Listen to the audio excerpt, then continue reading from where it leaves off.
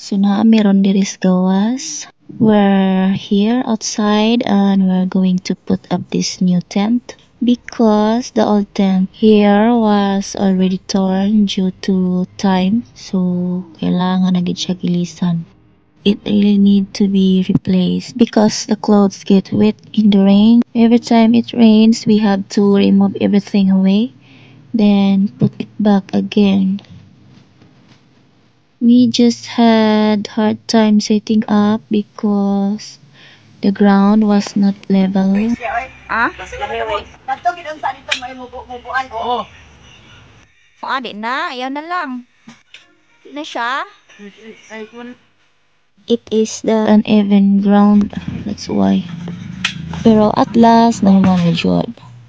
We will just need to clean the side later and remove these weeds. Nya kanang uban ana mga udlot sa kamuti. Sayang pod og lampason. Imo lang kung ano dito. Dito ibabaw ni mo itan, no? Dapit. Then imo gisangit anang kuan. Di man ang akong gusto ani kay pasibog ko man tayo dili dapit. Pwede na, pasibog ni mo gamay. Pasibog dili. Sibog gamay daw dito. Jalan dapit mapanggaan. Nag-plaster na siya guys sa embaligya diri. Ay vlog lang to. Panimot na gid kog maayos pag-arrange aning amo ang tent. So, yan ang i-plaster diri guys. Naraw kay ukay. Asa man mo dakit.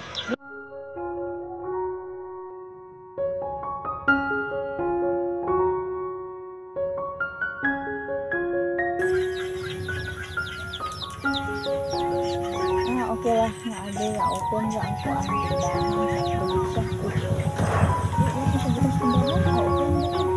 Okay lah. Padik kayo din mahago na. Kada mga gaan-gaan. And this tent, by the way, we only bought it cheap because it was on sale. So, nakasip pud ta gamay. So, I helped mom to arrange the clothes while I asked her to take a video for me.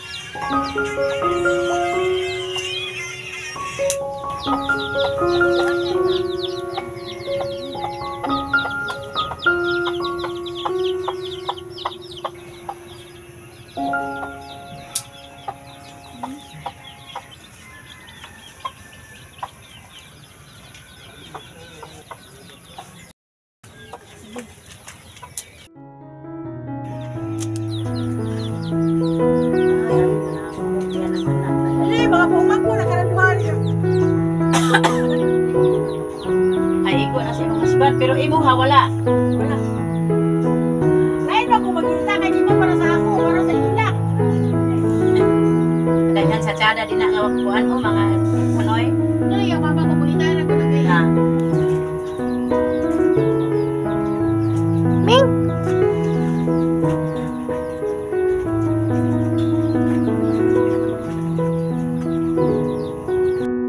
The the next day, we have removed the grass from the front, and we also removed some tree branches next to the tent.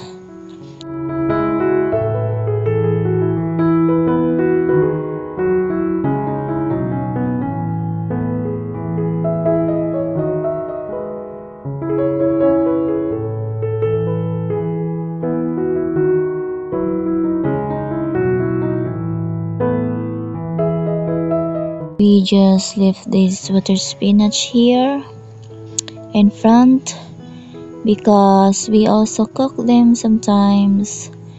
This grass here in the side of the common path, my brother cleaned them in the past few months ago, but they grow fast, so sometimes he gets too lazy to clean them every time.